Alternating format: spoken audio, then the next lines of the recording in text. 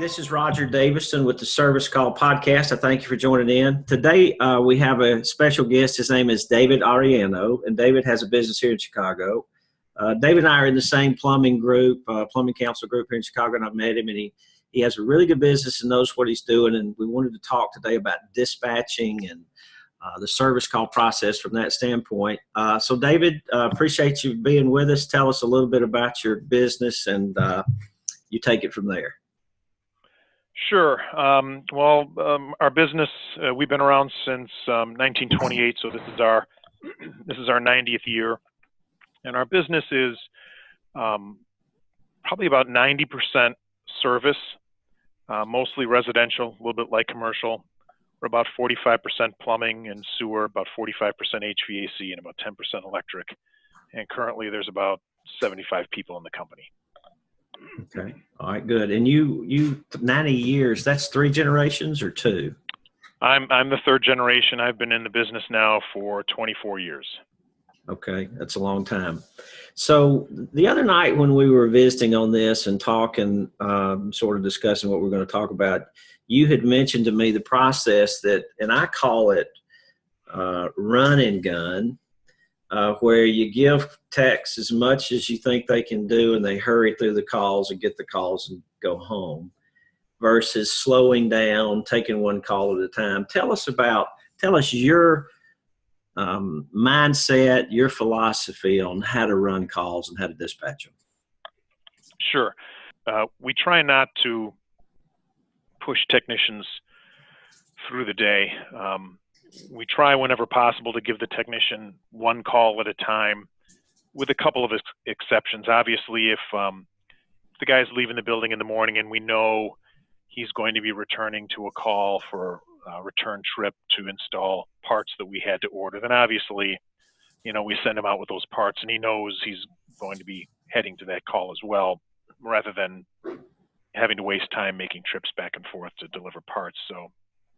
But with that exception, we try to dispatch one call at a time, so the technician can just focus on that one call and what he needs to do to properly service the customer and spend the proper amount of time to make sure he's addressing all the customer's needs and any other problems that he might see, rather than just thinking, well, I'm too busy to address this extra work. I'll just take care of the bare minimum, and then I'll move my next call so I can get home early.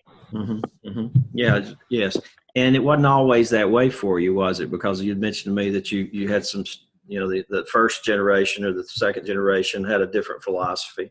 Tell us how you progressed from that philosophy to this philosophy, because this is where a lot of my clients are. They're like, well, Roger, I believe you, but yet I'm afraid, because if we don't run many calls, we won't get the revenue in. And it's a trust issue. Tell us how you walk through that process, because it isn't easy. Right, it isn't. And it takes, it's, while you can make the decision to change pretty quickly, the actual change itself is going to take a little bit of time. If you currently have the size of your business scaled, to just run through the number of calls you're taking today, and you slow down, you're right, you may not get through all the calls that you once got through. So, you may need to add people. What ends up happening, however, is when you're not running through calls, you'll find that your callback rate drops. So you're not wasting time running callbacks where you could otherwise be running, and producing revenue, which is huge, which of course also plays into customer satisfaction. And, as time goes on and we all get more expensive, you need to sell the customer on the idea that, we're worth what we're charging, and you're building value with the customer. And you can only do that by spending the time necessary with them to show them what the problem is, show them what you need to do to make it right. When you're done, show them that you've cleaned up after yourself and that everything's working. And of course, addressed any other concerns. If you've got a little time for the technicians to talk with the customers and ask them, is everything working properly? Do you have any other issues, or are there any problems with, allergies, or are there issues with, do you have to do a lot of dusting, or, if you can ask a couple of questions that could potentially lead you into presenting the customer with additional products or services that they will ultimately benefit from. So, and that only makes for happier customers and more revenue for the technician and more revenue for the company. I mean, pretty much everybody wins. Mm-hmm. And I agree with 100% of what you're saying. Now, let's get real here, because this is what happens, and this, is how do you manage the struggle between the dispatchers and the customer service reps over promising when we can come, them managing customers that, in terms of everything we think is urgent when sometimes it really isn't. So talk to me about the process of keeping the dispatchers from rushing the technicians. How did you manage to make that? How did you walk through that for me? Well, I mean, that's tough, and we still, we've been doing this a long time, and we still struggle with it as well. One of our kind of philosophies is, in a perfect world, I would love it if all of our guys could work 8 hours a day, no more, no less, right? I don't have to pay them overtime, and they all get the hours they want and need, and everyone's happy. But of course, it doesn't always end up that way, but it requires a certain amount of planning, right? So, this time of year, we're doing a lot of tune-ups. So we intentionally, we have a spreadsheet set up that all of our call takers can access that shows, how many furnaces, how many units we can check in the morning and how many we can check in the afternoon. And once, and as we book calls during the day, if I book a call for a customer and they have one furnace, we subtract one off that list. If another house is 3, we subtract 3 off the list. And once you get down to 0, you're done booking tune-ups for that day. And then, we just push it on to the next day and the next. So, and we're careful to leave space for, there's the installers, they come out of the mix. You have a handful of service guys that you need to leave open to address no heat or no cooling calls as they come in. And then you've got your handful of guys that you can actually schedule tune-ups for. We try to leave, this is more of a problem for air conditioning than it is for heating. With air conditioning, we tend to schedule a few less, maybe about 10% less or 5% less air conditioning calls than heating calls, because every once in a while it's going to rain and you can't, you've just killed your whole day of tune-ups and you're going to have to push all those calls off into the next couple days. So you have to leave some space for that to happen. So there's a lot of upfront planning that you have to take into consideration to make sure you're not just jamming every day full. And of course, bad stuff happens, right? I mean, you get a day where it's not really hot or it's not really cold and your service guys aren't real busy. So you end up maybe calling customers on tomorrow's schedule, the next day's schedule, out a few days. Hey, we had a customer reschedule. We have an open. Can we come out and provide you a service today instead of next, tomorrow or next week? So, you can always pull from, and you have customers that will say, like right now, if a customer calls up today and they want a tune-up, we're about a month out. So, their customers will say, well, if you can get there sooner, leave me on your cancellation list. Great. And we'll draw off of those people to try to fill slots. Yes. So, how do you, let me back up. Sometimes, and I would imagine this more than sometimes, probably frequently, your plan falls apart and you sell some stuff. What do you do with the calls that you got planned for that day that you can't get to?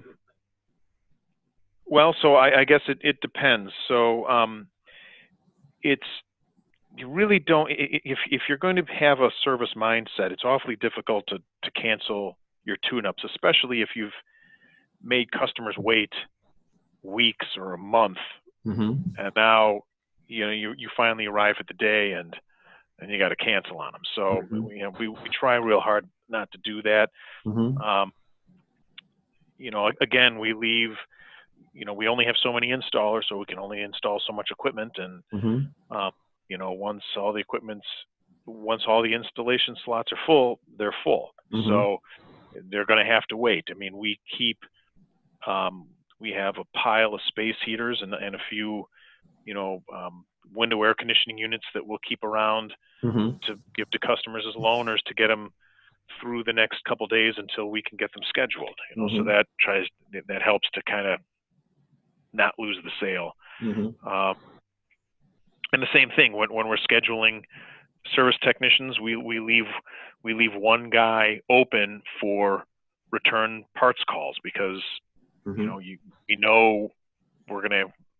you can't complete every call the same day as much as you'd like to, because sometimes you have to order some replacement parts, and when the replacement parts come in, you can't tell the customer, well, yeah, the parts have arrived, we can't get out there for 3 weeks. You have to, again, you just have to schedule for it. So and if you do all that scheduling up front, when these when it happens, and when you do get a huge influx of calls that you really want to take care of, then that's when you go to your technicians and say, hey, we have a lot of customers today without heat. We need everyone to stick around and take an extra call or two. And when you spend most of your time scheduling properly and not burning them out every day, then on occasion when you need someone to take a couple extra calls, it's not a big deal. But you said something that's very important, and I agree with it. When we get in this place, we have a conversation with everybody, and it's a team effort, and we say, hey, this is what we need to do. We need everybody to pitch in. It doesn't sound to me like it's it doesn't sound like this, and this is what happens in some cultures. The dispatcher goes home and sends everybody a couple of calls at 4 in the afternoon. It doesn't happen that way.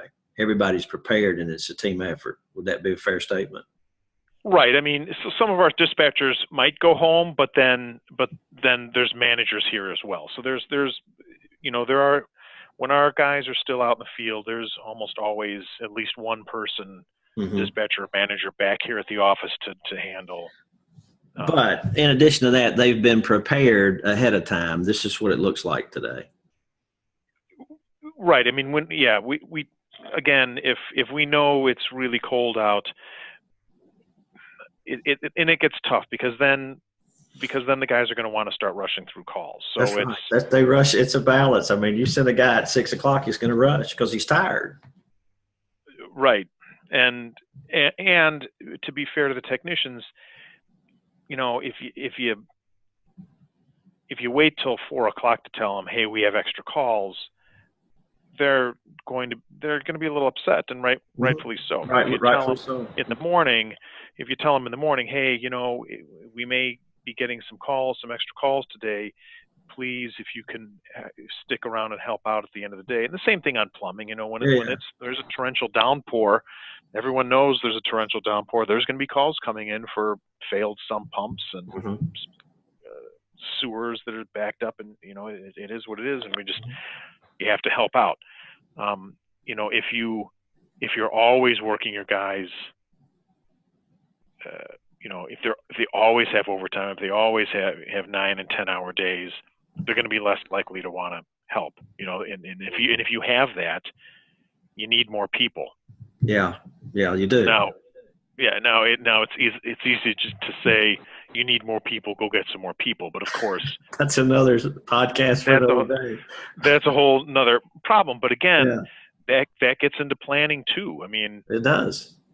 I have conversations with my employees when they start getting a little older. Hey, I'm not asking you to retire tomorrow, but what's your plan? You plan on working for another 3 or 4 or 5 years? Because it's going to take several years to hire someone green and get them trained up to that level. Yes. Yes. That's what we do. We plan for, we plan for growth. We plan for retirement years in advance. So, talk to me for a second about what is an urgent call and what's not an urgent call, because not everything's urgent. Right. So probably the easiest way to handle that up front is for the call takers to not assume everything's an emergency. I mean, we start off by saying, is there a day or time that works for you? Mm-hmm. And something that we think is an emergency, like a customer will call up and they say, yeah, I don't have any heat in the house. Say, okay, well, they'll call up and say, a furnace isn't working. Great. That's usually an emergency. The furnace isn't working. And then you say, all right, when is there a day or time that you'd like us to come out? And frequently customers will say, how about 3 days from now? Mm-hmm. Because maybe they've got 2 other furnaces or something, and mm-hmm. it's just one component of the house, and they're not worried about it. And mm-hmm. They're scheduling on their time, and then they give you the date and time. And if it happens to be, well, I'd like it today. Okay, let me check with our dispatcher and see if we have availability. Mm-hmm. And if we have availability, we have availability. If we don't, then we give them a couple options. Well, we can't get out there today. We have availability tomorrow or the next day. Mm-hmm. If one of those days work for you, you give them a couple options. Correct. So you and I talked earlier about these things in plumbing. Go through what in plumbing, what's urgent and what isn't. Most of it isn't urgent. Give us a sense of what's not urgent in plumbing. Now, I know the customer thinks it is, but right. Give the audience a sense of how you handle these kinds of calls. Sure. So, they have a stopped up sewer. They can't run any water in the house. That's urgent. Mm-hmm. They have a failed sump pump and they do not have a battery backup pump. That's urgent. If they have a battery backup pump, well, their investment is paid off. They don't need someone out today. We can get out there tomorrow. Mm-hmm. Kitchen sinks, all customers believe the kitchen sink, a stopped up kitchen sink is a dire emergency. Mm-hmm. It's not. You can scrape food into a garbage can, just like our ancestors did for generations before us. You can rinse a couple plates off in a laundry tub. Mm-hmm. You can load the dishes in the dishwasher and just not run the dishwasher. Mm-hmm. So it's not an emergency. It is an inconvenience, but you can wait a day. That's interesting. A burst pipe, you got the water shut off to the house. Okay, that's an emergency. But sometimes all we're doing is getting out there, installing an isolation valve, getting their water back on, and we'll come back. Now that the emergency has been eliminated, we'll come back tomorrow or the next day and complete a repair. And look at other things, yeah. I want to share a story with you that I share with the dispatchers and customer service folks. But my father-in-law is Ukrainian, lives in Ukraine. Nikolai is 75 years old, and he grew up in communist Russia, and then he grew up in Ukraine. And hot water, his hot water is delivered much like electricity is delivered from here. You just turn it on, it comes from a central location.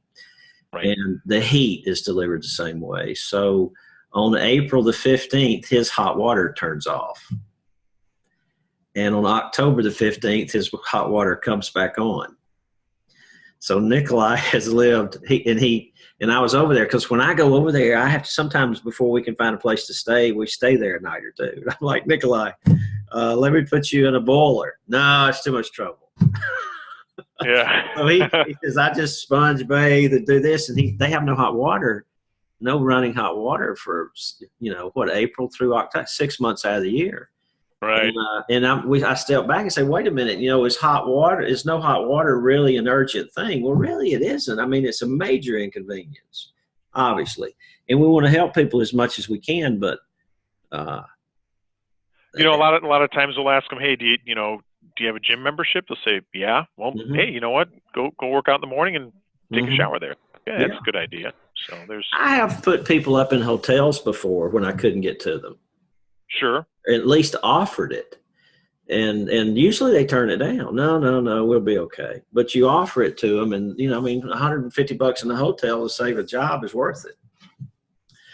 Yeah, if you've got if it's riding on a whole, a $8,000, HVAC system installation, or a, mm-hmm. $4,000-5,000 sewer excavation and repair, or Mm-hmm. $10,000 sewer replacement. Yeah, it's mm-hmm. You can build a little bit of that into a job pretty easily. One other thing before we go, I want to just get your comments on this. Many times I'll go in a business and teach the owner and the culture, slow down, show options. You're going to get more money at the end of the week by running less calls and doing more because you're slowing down. But the culture is, well, we've got to run, 50 calls a week so we can get $100 a call, and we slow down and we run 15 to 20 calls a week and get 10 grand. So how do you, I mean, you spoke to this before, but it's so difficult for that owner to embrace that and make that change. What would you say to that owner that's like, I hear what you're saying, it makes sense, Roger, but I'm just afraid? Because you've walked through that. What would you say to him? Well, like anything else, it's that making the change is worth it financially, but like any change, people resist change, and you're going to have to do some training, right? So mm-hmm. if your technicians are just used to walking in, fixing something, handing the customer an invoice, and walking out, mm-hmm. you're going to need to train them to slow down. These are the things you look for. This is how you present options to customers. mm-hmm. if you only walk in and you only give them a price for, their sump pumps failed, you give them one price. Mm-hmm. If they don't like that price, they'll ask you to leave and they'll buy it from somebody else. But that's right. There are multiple different types of sump pumps out in the market. Give them 3: a good, better, and bet. Mm-hmm. Then if they don't like, then if you only give them one price and they don't like it, you're done. If you give them 3 prices, there's very likely something in there that they'll buy. It's interesting that you said that. I have a technician over in Michigan, in a suburb of Detroit, and he's a technician that's about to retire, and he just can't grasp the options process. He just can't. And but he did say this. He said, I like giving options because the customers don't complain about price anymore. Yeah, that's exactly right. Yeah. So he said, used to they'd complain about price, but now I give them all these options and it's a whole lot more money and they never complain. Yeah. It's amazing. We have the sump pump that we install most often. They're expensive. Labor and materials are expensive these days, and if you just go in with the one price, you'll get some price complaints. But our guys will give them, we have a larger sump pump that's quite a bit more expensive, and when you give them that more expensive option, suddenly the other price doesn't seem so bad. Mm-hmm. And every once in a while, maybe 5-10% of the time, they want the best one, and they'll buy the best. And then it takes you the same amount of time to install it, and you've made more money. Now, let's pretend you make that sale. You stay there and do it while you're there, don't you? Oh, absolutely. Yeah, you have to do it. You want to complete as many calls as possible in one trip. We don't want our guys leaving and going to supply houses. We have people that will deliver parts to them. Yes. Because if the technician leaves, now the customer, you're giving them an opportunity to maybe second guess their purchase decision, or pull up an internet browser and see what they can buy a sump pump for online, and all that garbage. So you want to take care of as many calls as possible in one trip. Yeah. And I have a rule. I'd like to speak to this, but I have this rule: never leave a job just because you have another one scheduled. Do you agree with that? Yeah, absolutely. I mean, and the dispatchers, and communication is important, right? So if once your technician shows up on a job site, obviously the dispatcher knows, hey, the technician's going to go out and they're going to be installing a sump pump, right? It's an hour and a quarter call, or they're going to be replacing a blower motor. It's going to take an hour. Mm-hmm. And the dispatchers are looking at that thinking, okay, well, I know this next customer, we need to arrive there between 10 and 12, and based on the amount of time the technician's current call is going to take, he should be able to hit that time window. Mm-hmm. The technician shows up and the customer needs more work done, or he sold more work and now he's going to be there for 3 hours. That's fine, but as soon as that technician knows he's going to be there longer than what everyone had originally planned, he needs to call the dispatcher and say, hey, I'm going to be here for 3 hours. Yeah. Thank correct. you. Now the dispatcher has the opportunity to switch some calls around and maybe get someone else to that customer in the same time frame, or at the very least call the customer up and say, I know we're supposed to be out there between 10 and 12. Our technician ran into some problems on his previous call. He's going to be an extra hour. Is that going to be okay? And 90% of the time, the customers, while they're not happy that you've had to push them back, Mm-hmm.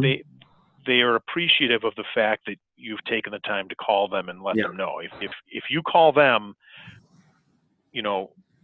they're good. If they have to call you because you've missed the time window, now they're mad. They're mad. That's right. And everybody that's listening, the number one thing that I think that customers want is they just want you to respond to their needs. And sometimes it's just a proactive phone call. I'm okay as long as I know you're taking care of me, and I'm okay as long as I know that you're trying to get to me. And if I have the information, I'm better because I understand life and understand how, sometimes things don't go as planned. But if you don't call me and I'm wondering, I'm like, you don't care. So just so important. I agree with that 100%. Just reach out to them. Yeah. David, we're out of time, but I really appreciate this. It's been a really interesting conversation. This is going to hopefully help a lot of people because I agree with what you're doing. And there's so many people that need to slow down, present options, because that's how you really make money in this business. Absolutely. Yeah. And I appreciate you coming, and thank you very much. You're welcome. All right. See you. Yep. Take care.